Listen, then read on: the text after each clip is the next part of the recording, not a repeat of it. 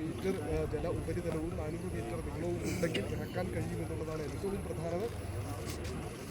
തീർച്ചയായിട്ടും ഇപ്പോൾ ലാൻഡിംഗ് ചെയ്യാൻ വേണ്ടി തുടങ്ങുകയാണ്. മാട്ടുപ്പെട്ടി അണക്കെട്ടിലേക്ക് കേരള സീപ്ലെയും മാട്ടുപ്പെട്ടി അണക്കെട്ടിലേക്ക് ഇറങ്ങുന്ന ദൃശ്യങ്ങളാണ് നമ്മൾ കാണുന്നത്. ഇടുക്കിയിലെ ആകാശ ചിത്രങ്ങൾ സാക്ഷാത്കരിച്ച് ടൂറിസത്തിന്റെ വലിയ വികസന കുതിപ്പിലേക്ക് ഉയർന്നുകൊണ്ട് മാട്ടുപ്പെട്ടി അണക്കെട്ട്